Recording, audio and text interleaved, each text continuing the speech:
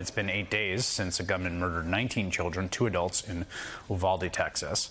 And as we have covered that awful story, I've got to be honest, I've been reluctant, honestly, to share some of the most heartbreaking details. I think as a parent, as just a human being, everything about them is excruciating. But I'm going to show you these new images from Uvalde because they are both too much to bear and they have to be seen.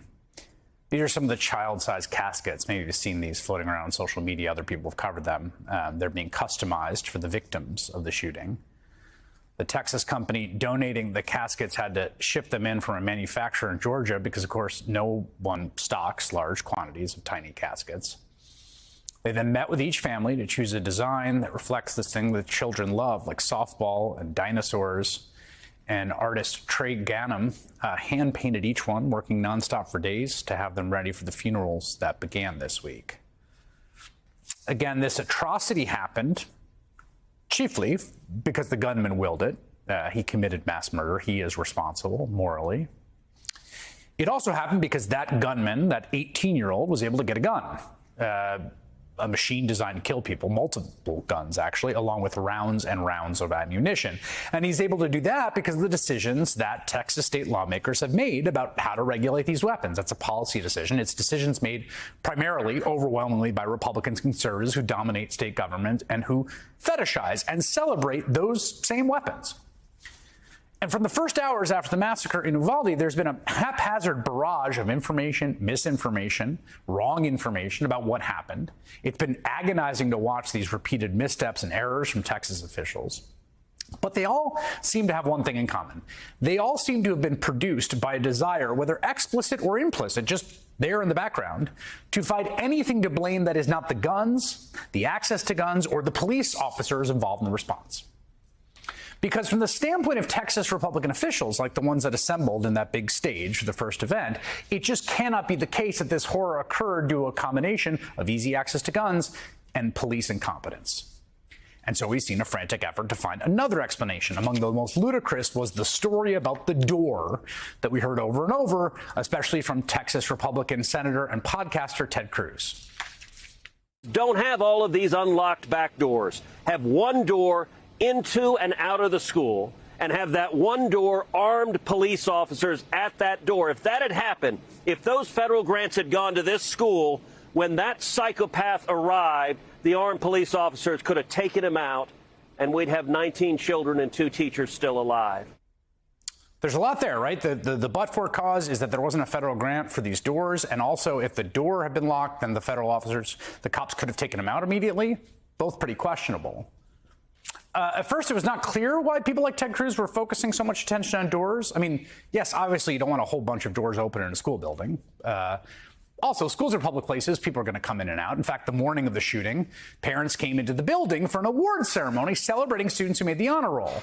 And you can understand how, in those circumstances, a door might be left open. And if it was left open, that would be a natural, innocent mistake amid a big event on a warm morning a few days before the end of the school year. But then on Friday, after several disastrous press conferences full of unanswered questions and stonewalling, the Texas Department of Public Safety came out to set the record straight about the timeline of events last Tuesday. This was like the big, here's the deal, okay? No more messing around. We're going to give it to you straight. Stephen McCraw, director of the Texas DPS, laid out the details of the incomprehensible nearly 90-minute delay from the first 911 call to when the police finally confronted the gunman, with multiple calls in between as the children were in the classroom with the gunman. And Mr. McCraw placed the blame for the gunman entering the school in the first place on a teacher and a door. At 11:27, we know from video evidence, at 11:27, the exterior door suspected of where we knew the shooter entered, Ramos, was propped open by a teacher. 11:28, the suspect vehicle crashes into the ditch, as previously described. The teacher runs to the room 132 to retrieve a phone, and that same teacher walks back to the exit door, and door remains propped open. Bottom line is, we reported what happened, is that back door was propped open. It wasn't supposed to be propped open, it was supposed to be locked. and certainly the teacher that went back for her cell phone, it propped it open again. So that was an access point that the subject used. You see what he did there? That was not subtle. That's the head of the Texas Department of Public Safety Communications Department, squarely pointing a finger at a teacher who allegedly left the door propped open. That teacher is a real person. He's not naming that person, but this is a small community. People in the town might know who that teacher was. Can you imagine being that teacher who has gone through the trauma of a mass murder in their school, is now being blamed by a high-ranking law enforcement official on national television for essentially having the blood of 19 children on their hands? And it wasn't even true. A lawyer for the teacher told the full story to the San Antonio Express News. She did prop open the door to carry food from a car to a classroom, and while she was outside, she saw the gunman crash his car. The lawyer says, quote, she ran back inside to get her phone to report the accident. She came back out while on phone with 911. The men at the funeral home across the street yelled, he has a gun. She saw him jump the fence, and he had a gun, so she ran back inside. She kicked the rock away when she went back in. She remembers pulling the door closed while telling 911 that he was shooting. She thought the door would lock because the door is always supposed to lock. In other words, she did the right thing. She called 911. She closed the door. She had the presence of mind to kick the rock in this moment of threat, and the door was supposed to lock. And get this, now the Texas Department of Public Safety has admitted, well, we got it wrong. Yep. Spokesman confirmed that, quote, we did verify she closed the door. Door did not lock. We know that much, and now investigators are looking into why it did not lock. I'm sorry, guys, but that's not like a little whoopsie. They basically slandered this teacher, again, who has survived a mass shooting and who did the correct, courageous thing with her wits about her, thought on her feet, and acted quickly. All of the things that, as far as we can tell, law enforcement largely did not do.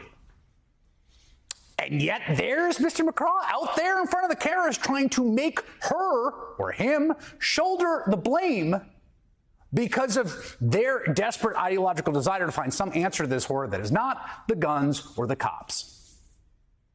And we've now reached the point where the more information we learn, the more questions come up, and honestly, the more anger there is about what really does seem to be a total failure by law enforcement. There's no other way to characterize it.